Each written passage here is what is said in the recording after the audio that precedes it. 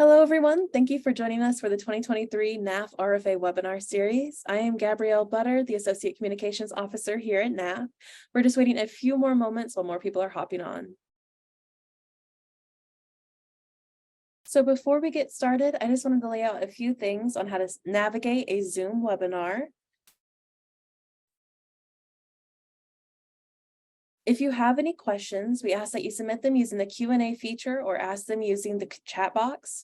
We will try to answer all of your questions in the time allotted, but if we don't get to your question, we will be updating our FAQ section on the 2023 RFA webpage.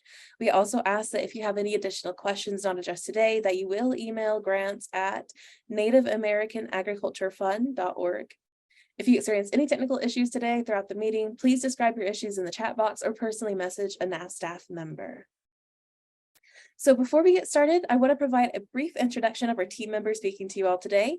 First, you'll be hearing from Belton Moore, our programs officer, then Graham Gaither, our grants manager, who will be covering compliance in the RFA application, and our director of programs, Janelle Ford, who will be facilitating the question and answer period. All right, I'll pass it on to you, Belton.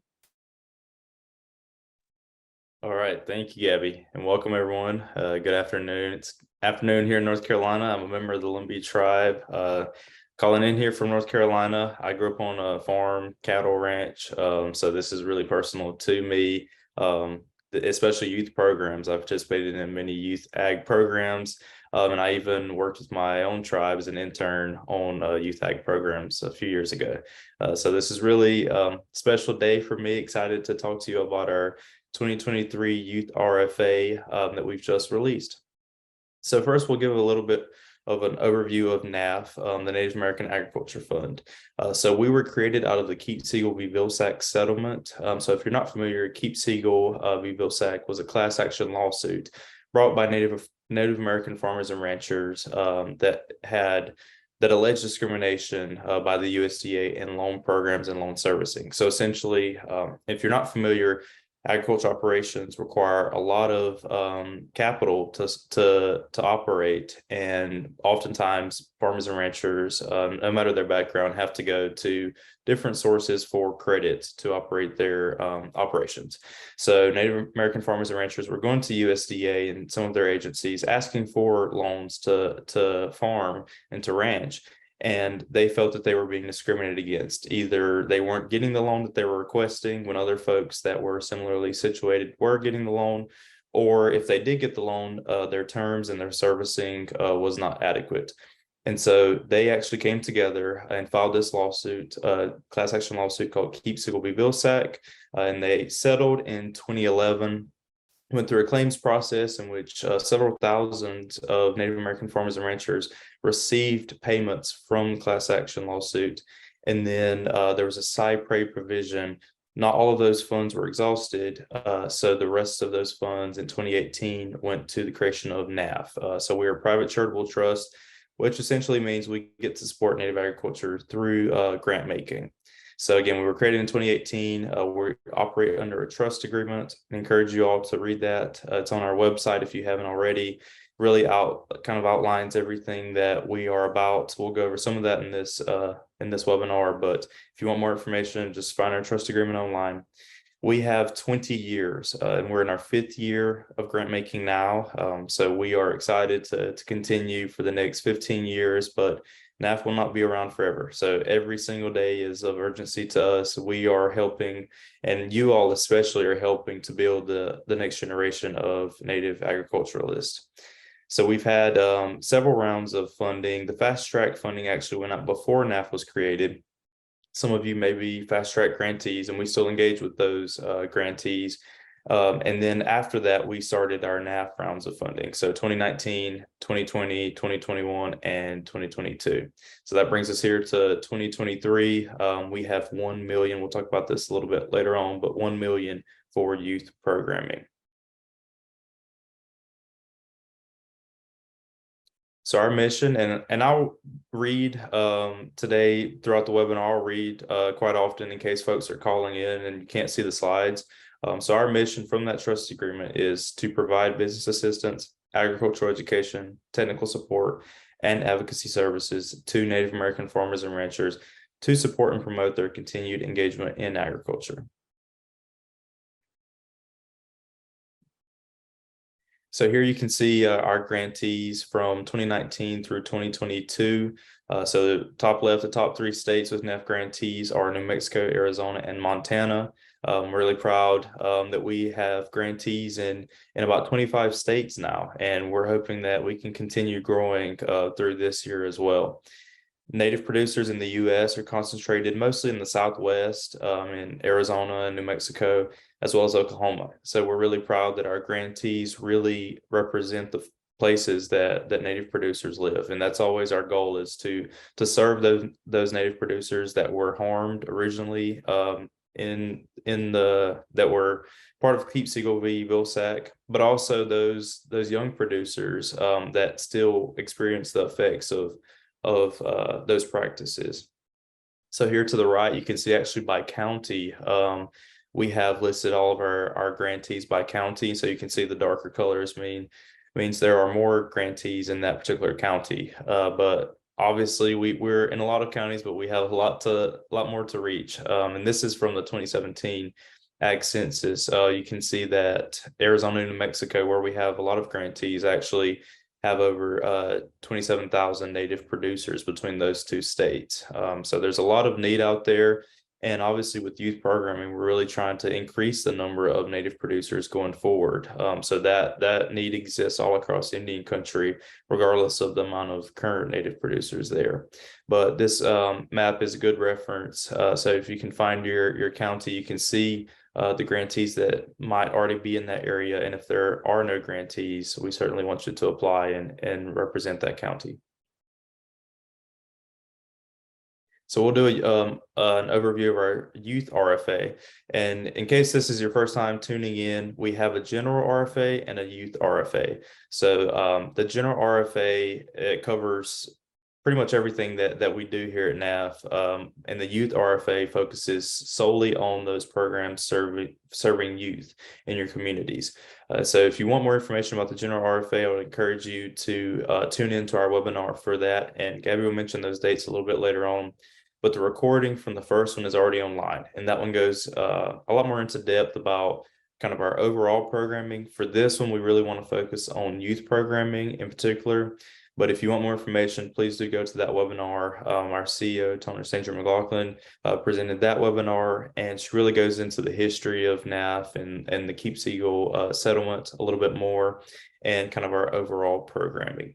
You are eligible to apply for both, and then we'll mention this later on, but there are 2 separate applications. So just keep that in mind. You can apply for both, but today we're just going to be focusing on youth.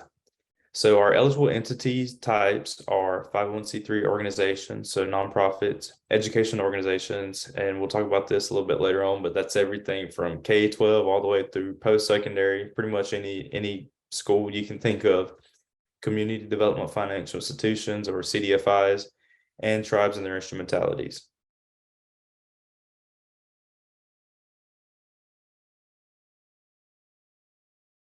All right, so fiscal sponsor information. And again, I'll read this for those calling in. NAAF encourages startup nonprofit organizations that have applied for 501c3 status from the IRS but not yet received a favorable determination to apply through a fiscal sponsor who can also provide important technical support for proposed project activities. If fiscal sponsors are used, the fiscal sponsor must be an eligible 501c3 organization and follow the guidance in NAAF's fiscal sponsor information. Note, the relationship between grantees and the fiscal sponsor is not managed by NAAF and are the sole responsibility of the grantee. Again, we encourage new organizations to apply for our funding, and we understand that it's a process to get your 501c3 status approved by the IRS. So we've created this solution to allow new organizations that have just submitted their application to the IRS for 501c3 status to go ahead and apply for NAAF funding using a fiscal sponsor. That's something that we've used multiple times in the past, and we have more information on our website that you can find about that fiscal sponsor status with NAAF. But again, we just do want to encourage you to look into that if you haven't received your 501c3 status yet.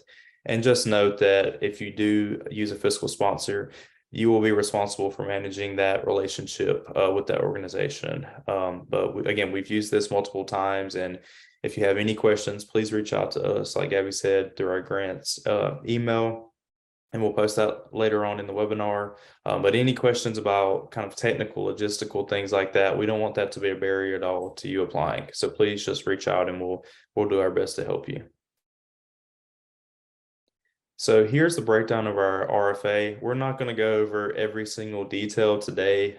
So that's on our website, and not every single detail will apply to every single person. But here are some categories that do apply and that would really encourage you to read before starting your application, just to clear up any questions beforehand.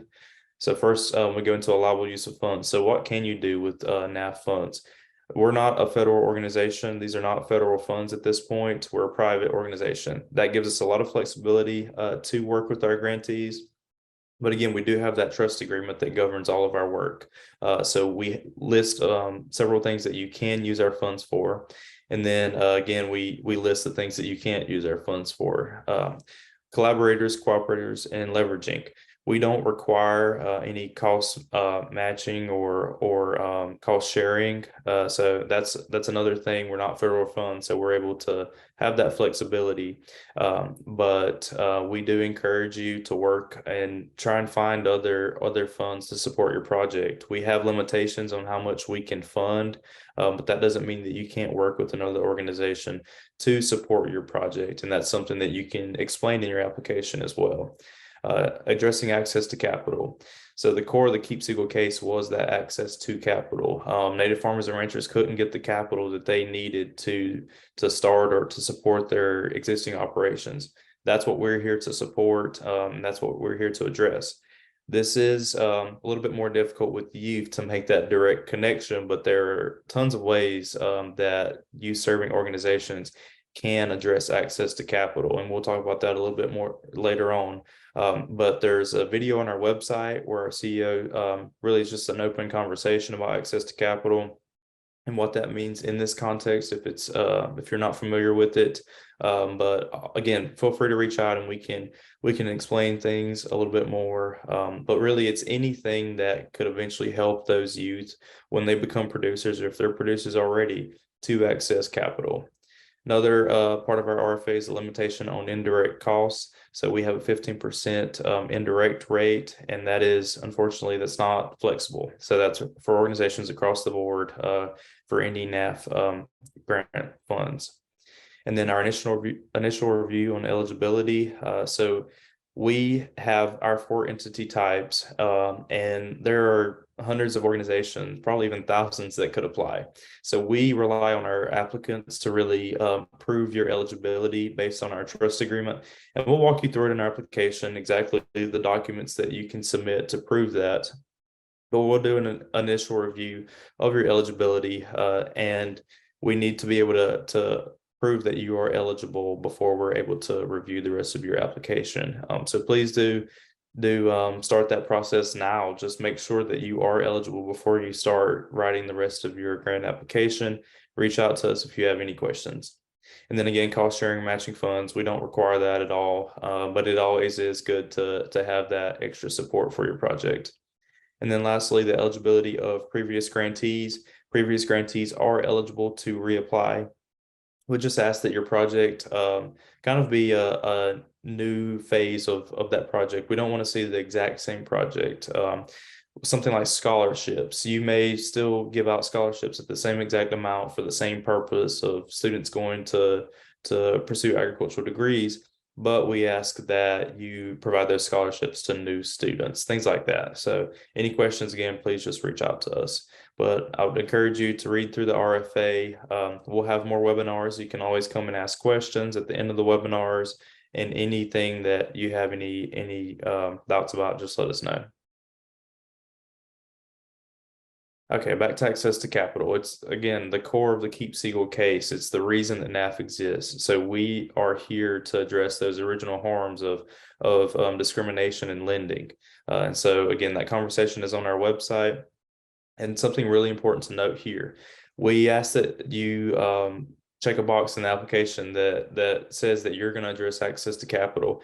If you don't check that box, unfortunately, and you'll get a warning sign in the application, you will not be eligible for our funding this year.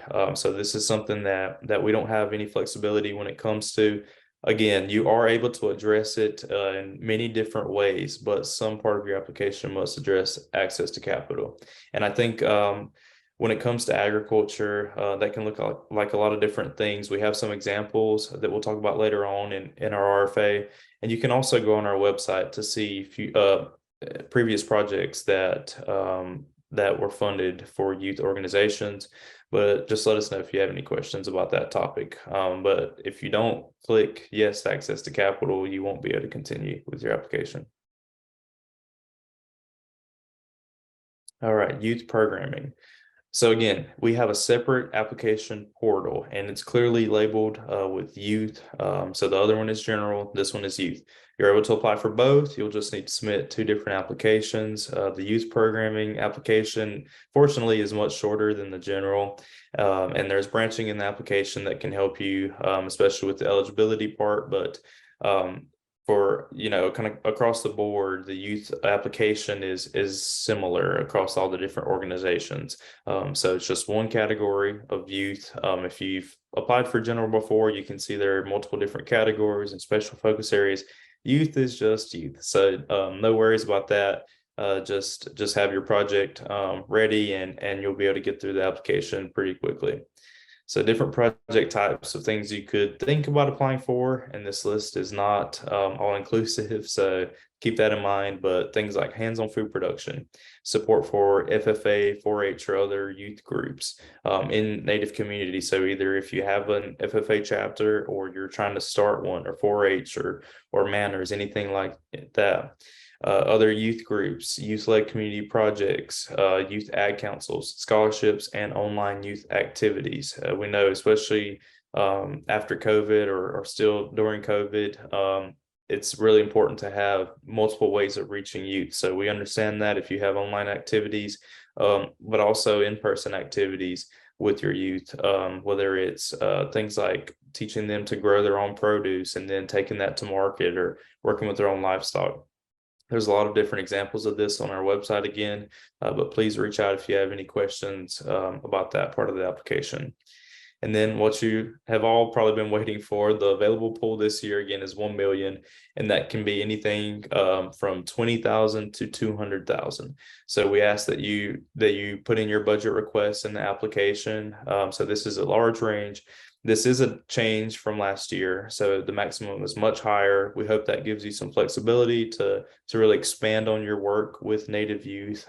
We really view this part of our programming as core to our mission, and we know that youth are the future of Native ag. So we're excited to continue funding youth projects this year at a much higher level than last year.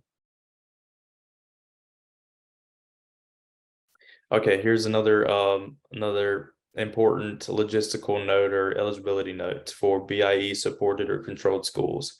So NAAF is interested in investing in programs that provide information and guidance to Native youth interested in choosing food and ag as their future career choice, as well as specifically reaching out to Native students who attend these schools. Because BIE schools are part of the federal government and not one of the 4 eligible entity types, they are welcome to partner with an eligible entity to pursue funding. If the BIE school is tribally controlled or receiving federal grants or contracts, they may be eligible for funding as a tribal instrumentality, 501c3, or an educational organization, depending on status. So again, please reach out. This is kind of a more complicated issue of determining whether you're eligible or not. So if you have any questions, reach out and let us know, and we'll try and help as much as we can to determine. But if you do find out that you're not eligible to be the applicant, we really encourage you to partner with another entity in your community, or even outside of your community that can still work with you remotely to fund these projects.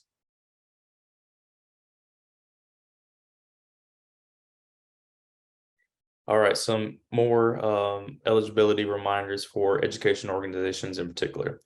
So it's a broad definition. It covers all of those institutions under Section 170B IAII of the IRS code, including K-12 and post-secondary institutions such as tribal colleges and universities, or TCUs, Native American serving non-tribal institutions, and other institutions. But this is really key. Any of those other institutions must have a history and experience in serving Native farmers and ranchers. And you'll have opportunities in your application to describe that. So we really welcome all organizations to apply. But if you're not a TCU or a Native serving non-tribal institution, we ask that you outline that history of serving Native farmers and ranchers, Native youth, really your involvement in agriculture and in Native communities. And then another recommendation as it pertains to FERTEP agents. So the Federally Recognized Tribes Extension Program, you may or may not have those agents in your communities. But if you're a university applying and you do have FERTEP agents at your university, we require that you involve that agent in your project.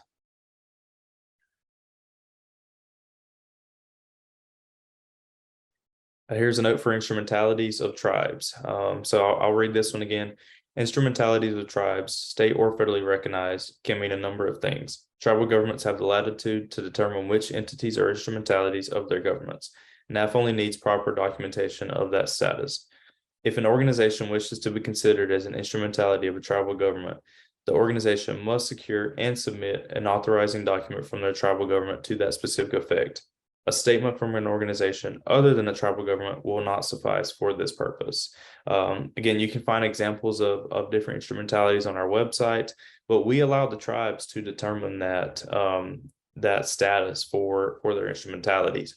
We just need you to help us out with that initial review to determine that you are eligible, and then we can move forward. And so you'll apply under that tribes category. You'll go under their pool. For the youth, it's all one pool, so that's not as big of a concern. So if you're applying for general, you can look into that. But you'll see an area in the application to just click instrumentality, and then you'll be directed to submit your documentation to that effect.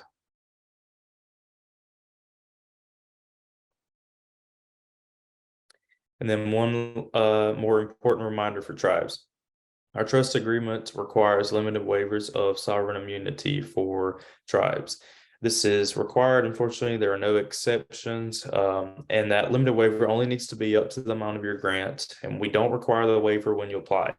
All we require when you apply is that you kind of let us know that you've already been in discussions with your tribal leaders and that they understand this requirement, that if you are awarded a grant, you will you won't have to provide that limited waiver of sovereign immunity before we're able to award your grant fully to process the payment.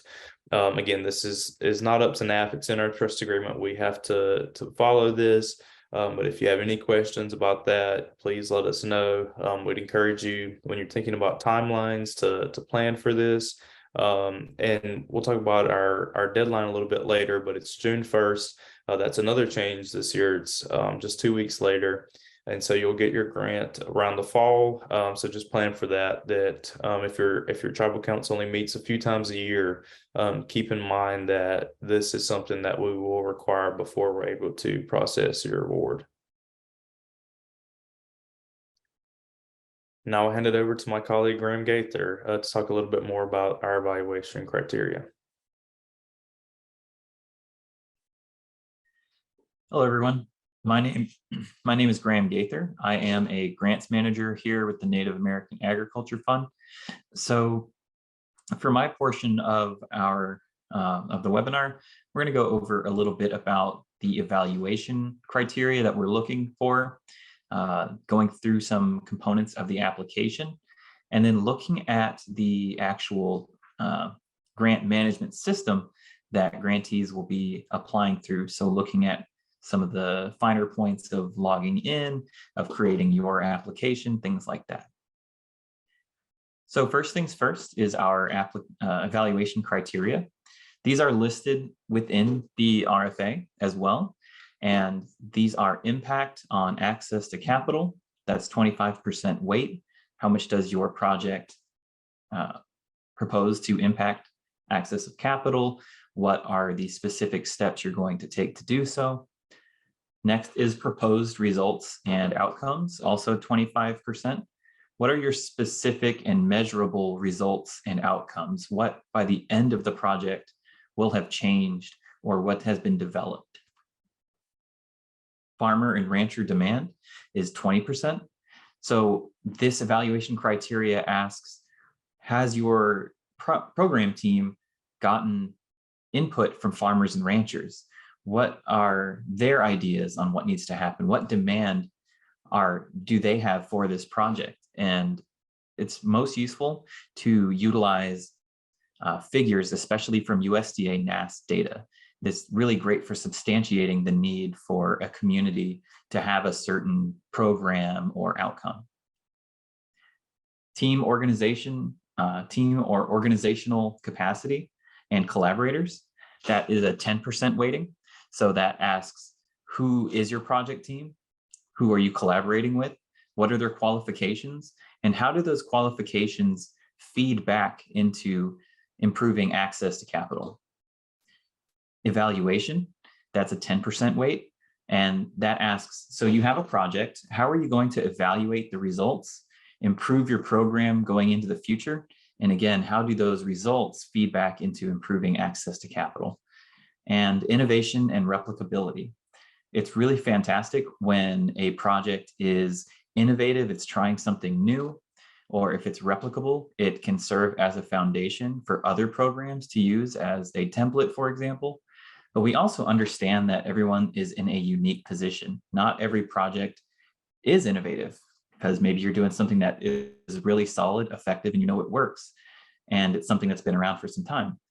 And not every project is replicable. It might be something that works specifically for your community only. And we understand that. So we do ask that you discuss innovation and replicability, even as a component of saying it's not really something we're going to be focusing on, but bringing it up is still an important part of that criteria.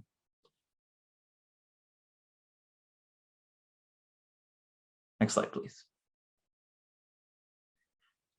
So I'll start by saying that access to capital, as Belton said, is the foundation for everything that NAAF does. So everything that I'll be discussing in terms of our application, in terms of any evaluation criteria, everything feeds back into improving access to capital and addressing the harms experienced by the keep-seagull claimants. So just something to keep in mind as you're building up your application, that's going to be the foundational piece of it. So in terms of the pieces of the application, we are looking for outcome and result-based projects. So ideally, these are going to be projects that have realistic and measurable outcomes and results. That also feeds back into the evaluation piece as well. Projects should address access to capital. Again, that's the foundational part of any application. There's going to be a variety of questions within that application that say, are you addressing access to capital? Yes or no? How is your project going to do that? And it should be noted that all projects are expected to address access to capital in some form or fashion. And that's fairly open-ended. There's a lot of different ways and a lot of different forms of capital that you can address through your project, but that is still the foundational piece that all projects should be resting on. For budget and budget narrative, every project is expected to turn in a budget and a budget narrative.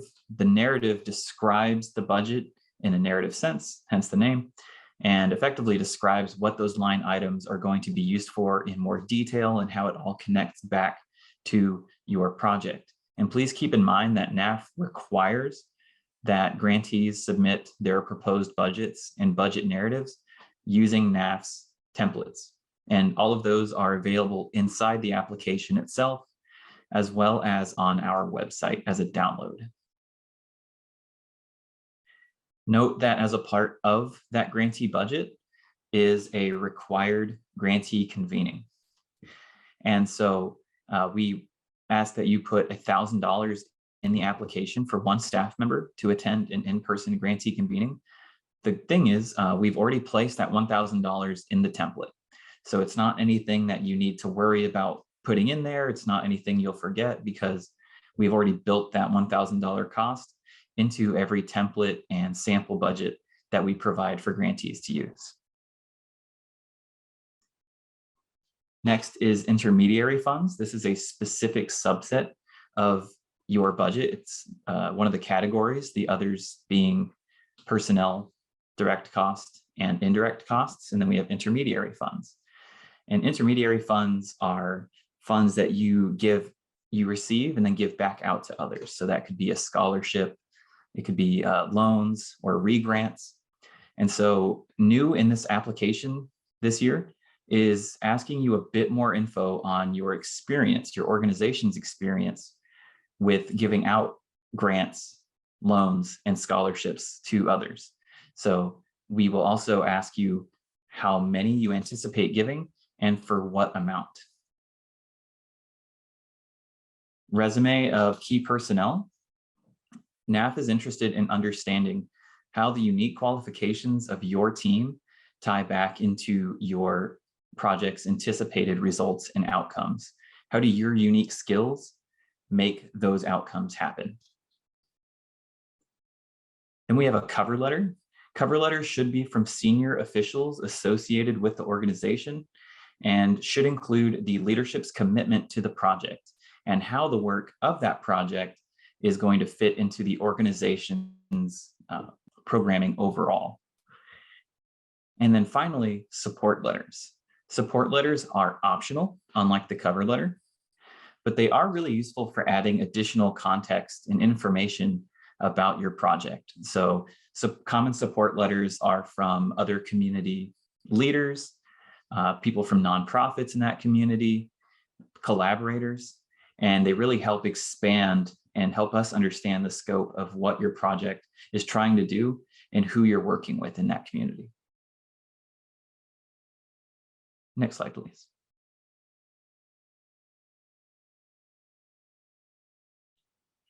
Some additional considerations for the application. So there's process reporting and compliance considerations.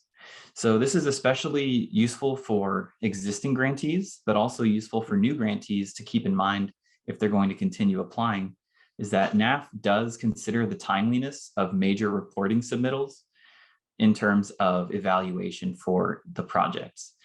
So it's important that grantees maintain consistent and timely report submittal for their projects.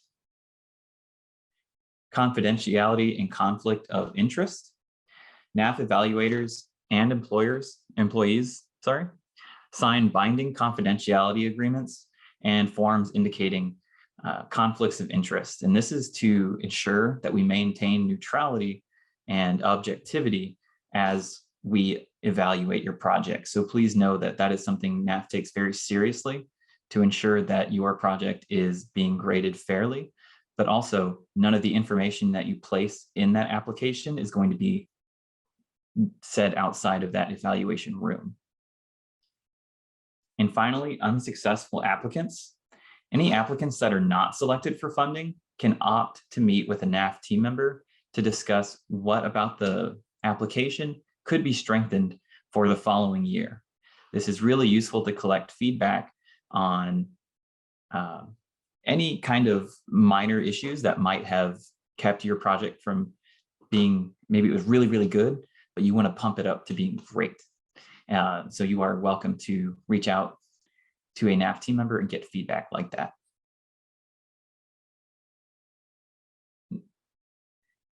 For budget notes, keep in mind that NAAF's indirect rate limit is 15%. There are no exceptions to going over that. You're welcome to go under that. You could do 10%, 8%, that's fine. But please note that NAAF's specific indirect rate is capped at 15% total. And indirect costs can be only calculated for personnel and direct cost categories. Intermediary funds may not be used when applying and calculating your indirect cost. Applicants must follow the budget guidelines and use required templates. So those are all located in the application itself. Generally right above where you upload it will be a blue link that says the name of the template, but you are also welcome to go to our website, and under the download section, we have templates as well as samples. Those samples are pre-filled out from the perspective of a applicant. And so you'll be able to see what an example project looks like with its associated budget narrative. And applicants must abide by request minimums and maximums as listed in that youth programming category. So NAAF will not consider projects that are under 20,000 or over 200,000. So please stay within that range, 20,000 to $200,000.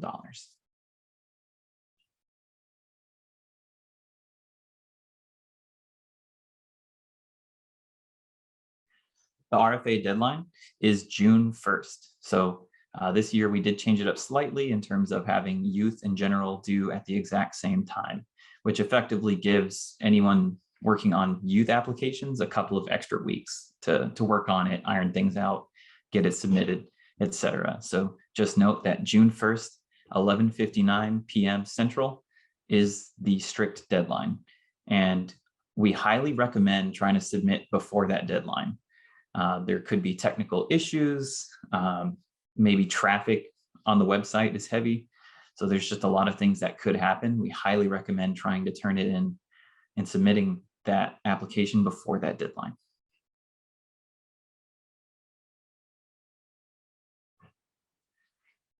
Now for Foundant, we're going to go over a few different pieces of things to consider when utilizing Foundant.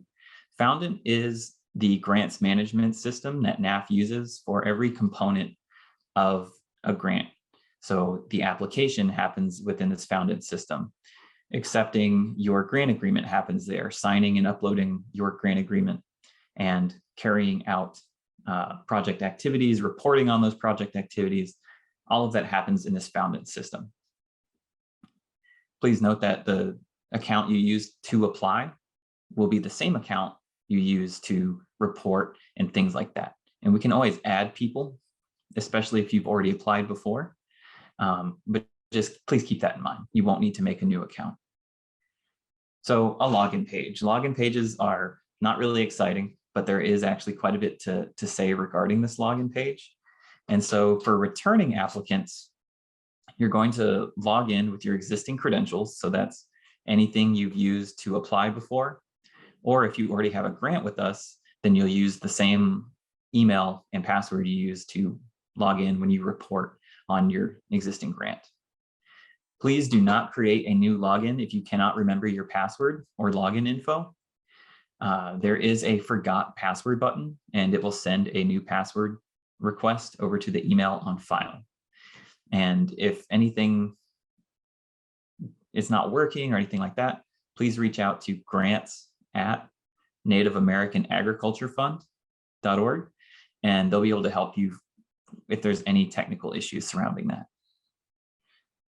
For new applicants, it's quite simple. You'll click Create New Account. And this is specifically if your organization has not applied for a grant with NAAF before. If you are a new person at an organization, but that organization has applied before, then please reach out to grants@NAAFAmericanAgricultureFund.org, and they'll be able to help you add that new user to your existing organization. But if your organization has not applied before, then please do create a new account. When you do that, you'll be asked to set up some demographic information. What's the address of your organization? Who are you? And then you'll also be able to enter if you are a signatory authority or if that's going to be someone else in your organization. If you want any additional guidance on here, we do have a Foundant application guide on our website as well. And that's got photos and step-by-step instructions on creating your account and applying.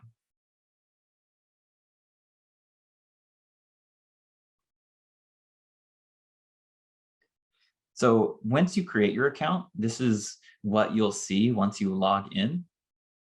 And this is what we call the dashboard. So this is your home page. This is where you can go if you are working on your application and you save it and you want to come back to it. This is where you'll come and you'll be able to work on your application or any other materials in your account.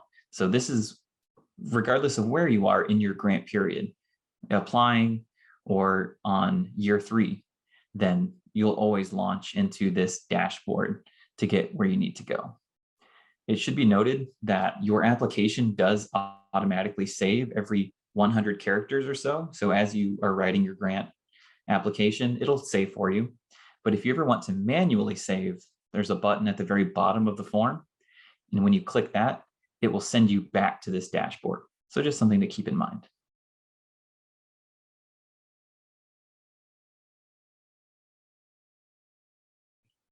At the top of the page is a button that says apply, and that's going to be there permanently. And it takes you to our list of available applications. So if you click that, you'll come to this page, and you simply click the blue apply button for the process or opportunity that you're interested in. And right now, those are our general funding and youth funding. And I want to echo what Belton said in that applicants can apply for both.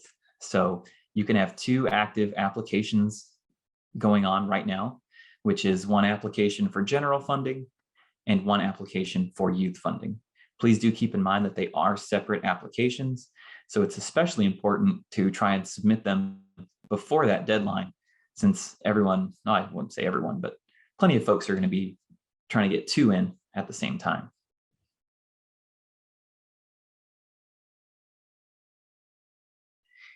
And then the application itself. Once you've clicked apply, you will automatically be launched into the application form.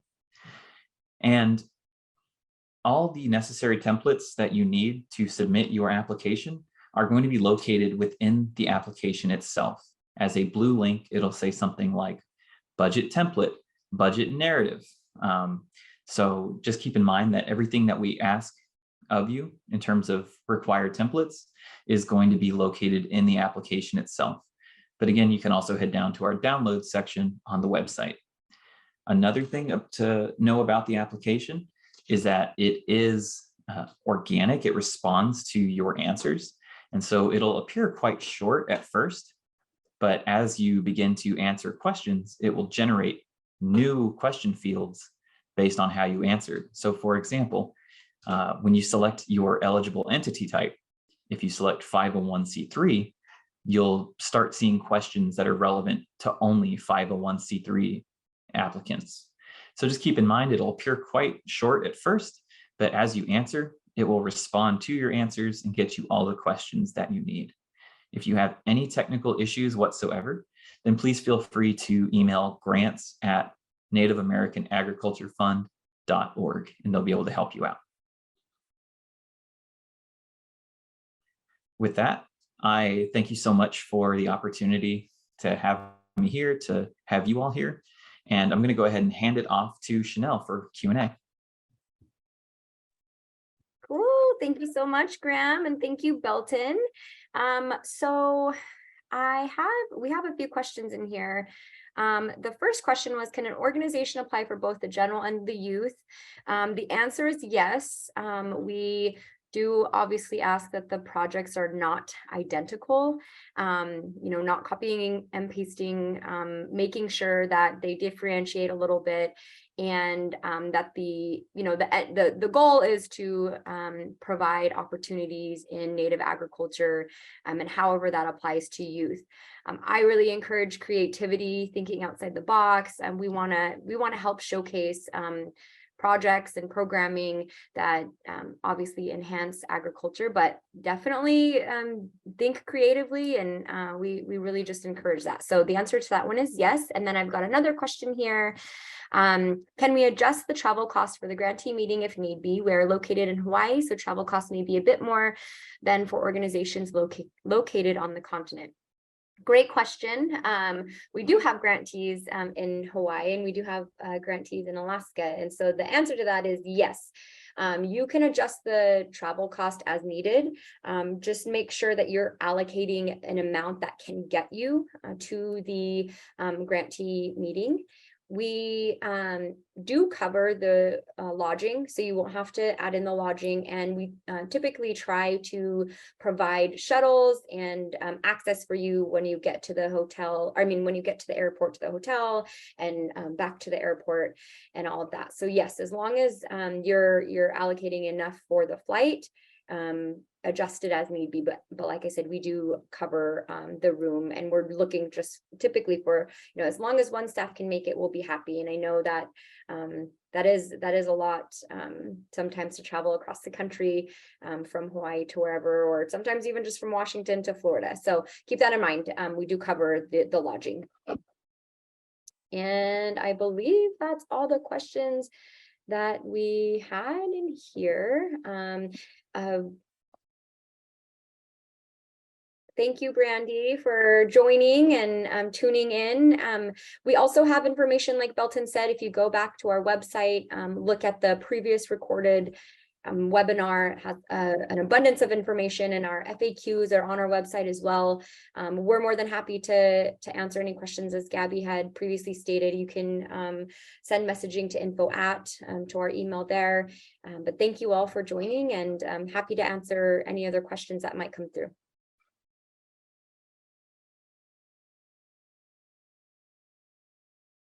I'll go ahead and put up our information and contacts on the screen here. Again, we want to say thank you so much for joining. You can call us at 479-445-6226, or preferably email us at grants@nativeamericanagriculturefund.org. We also have more upcoming webinars. So our next webinar will be solely focused on general, but you can also come in and ask youth questions as well. Yeah, I'm going to wait a few more moments to make sure there's no other additional questions, but thank you for joining us today. We got one more question here. For scholarship funds, are you looking for a specific threshold of recipients? I'll go ahead and field that one, if that's all right. No, of course, it's great to have as much impact as you can on the community that you're serving, but we don't have a specific minimum or maximum that we anticipate people funding. But I guess I should say something like 1 or 2 pre-selected people is not going to be looked at as favorably as 1 or 2 people who have to competitively get that application. And a little more people than 1 or 2 would probably be better to have. So the main thing we want to avoid is targeting a specific person and improving only that one person's experience.